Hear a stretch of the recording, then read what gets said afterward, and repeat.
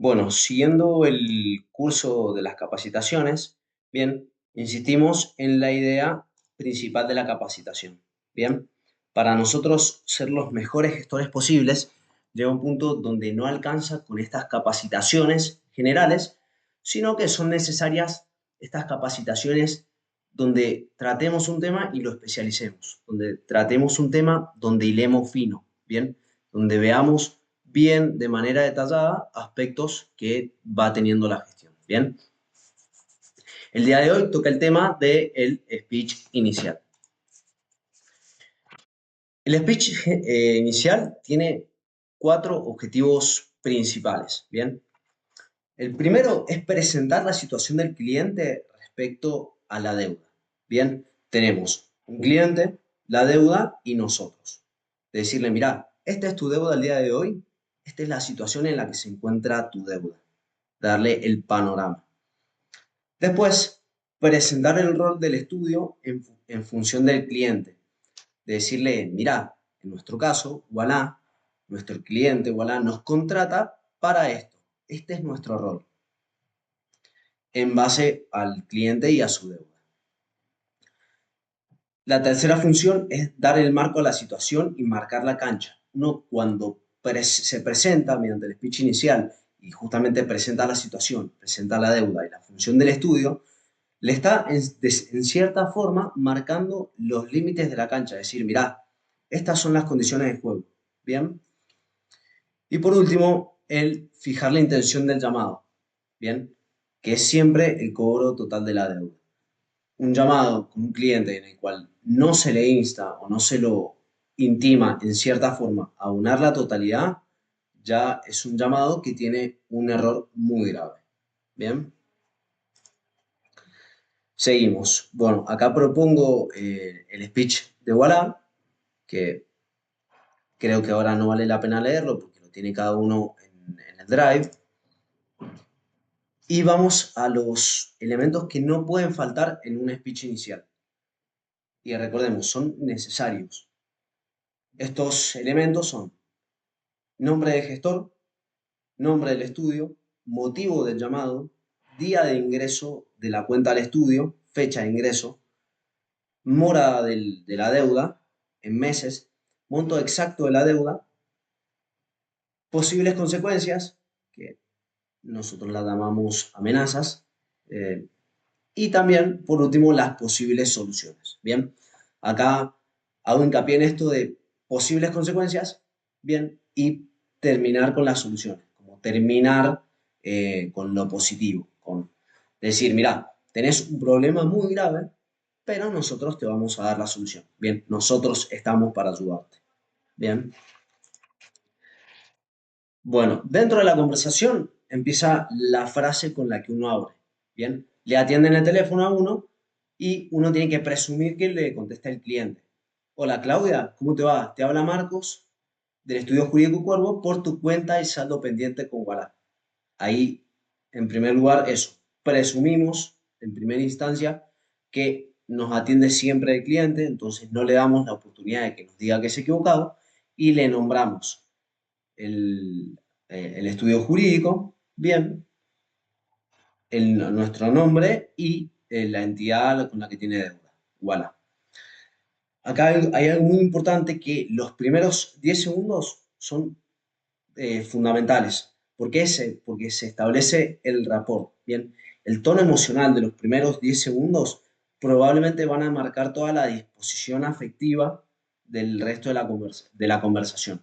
Si yo atiendo el llamado con una voz baja, un tono oscuro, bien, probablemente el cliente no va a sentir como esa conexión emocional, bien, que sí se genera muchas veces cuando uno pone un tono ameno, pone un tono cálido y le dice, hola Claudia, ¿cómo te va? Te llamo al Estudio Cuervo, ¿cómo te va? ¿Cómo estás? Bien.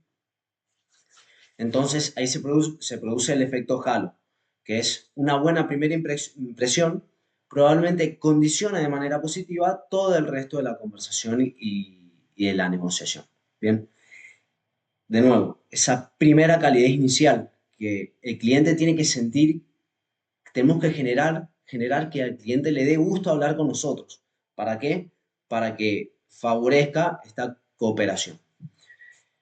Y dentro de esta primera frase de apertura, el lenguaje positivo, de tratar de usar todo un lenguaje que al cliente le genere cosas positivas, ¿bien? No hablarle de deuda, sino hablarle de cuenta, del saldo pendiente que le quedó, porque cuando nosotros empezamos a hablar en términos negativos, probablemente su sistema, su mente, active ciertas defensas emocionales que generen resistencias. Entonces, que tal vez no quiera hablarnos, que tal vez nos corte y que al fin y al cabo no terminemos cobrando lo que el cliente está debiendo. Acá hablamos de la personalización, ¿bien? Tanto de personalizar al cliente como a nosotros.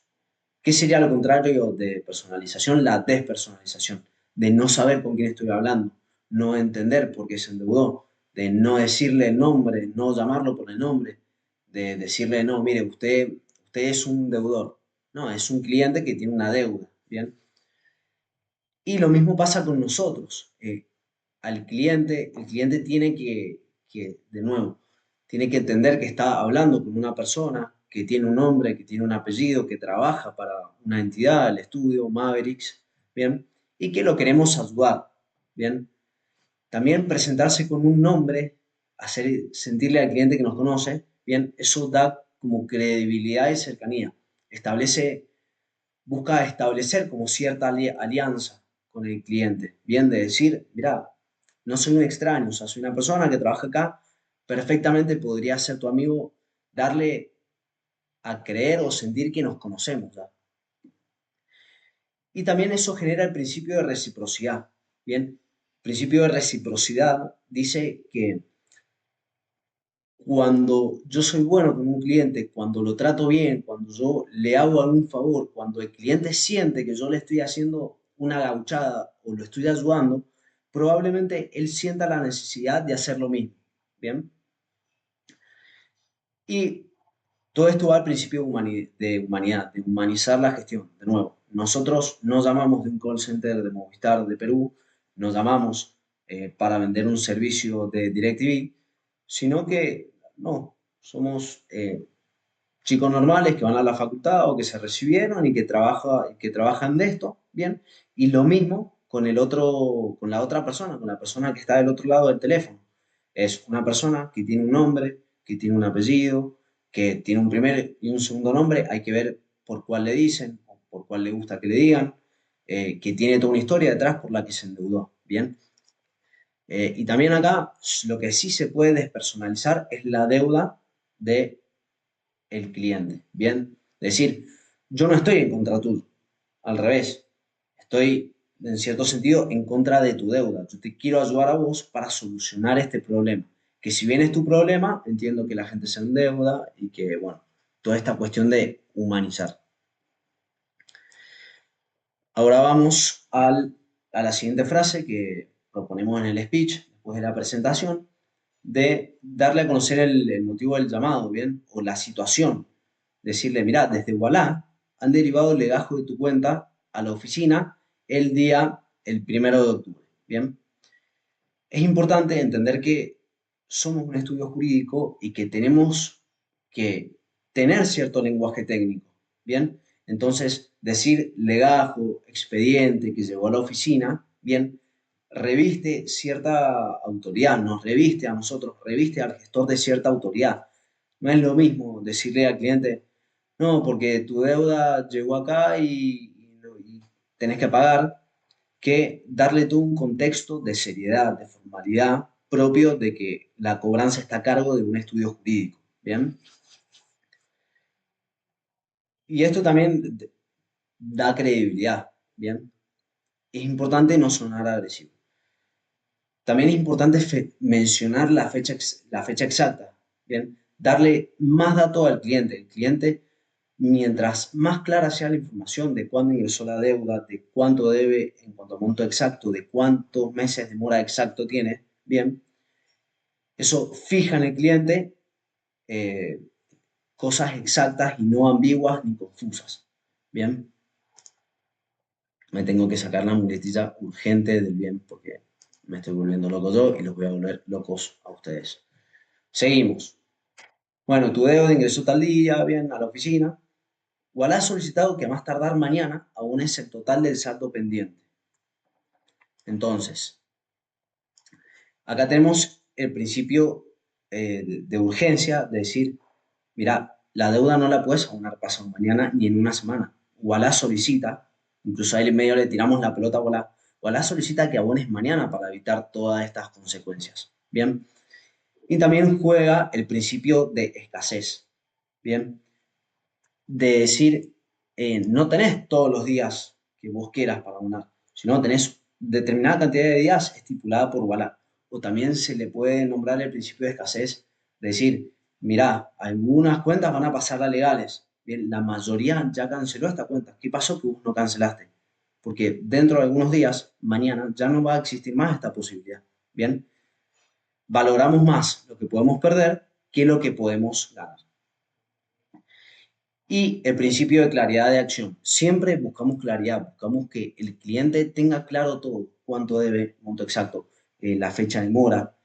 ¿Por qué? Porque así también tiene objetivos por cumplir, pagar la deuda, pero objetivos claros. Tiene que juntar cierta cantidad de dinero a cierta fecha. Y también, si no puede cumplir y hace falta negociar más, nos lo va a decir, pero porque lo tiene claro. Tu deuda al día de la fecha está en 1 millón de pesos y presenta, no sé, 10 días de mora, 10 meses de mora, perdón. De nuevo, da claridad, el cliente fija en su mente, tiene una claridad cognitiva hacia lo que está debiendo, hacia el monto que está debiendo, hacia el tiempo de mora que tiene y, eh, y tiene un panorama claro de lo que tiene, del problema que tiene que resolver, intentar resolver.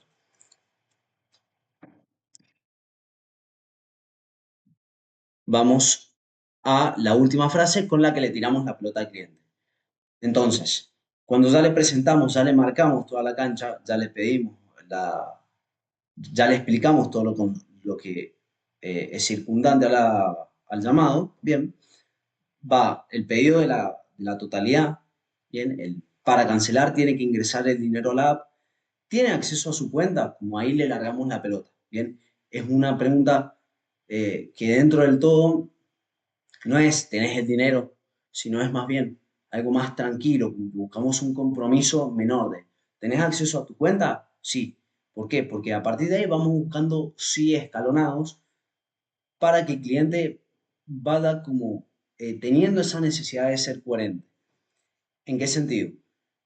Entonces, reformulo. Primero es un compromiso inicial, no muy, que no sea tan, una punta tan comprometedora, sino de, che, ¿tenés acceso a la aplicación? Sí.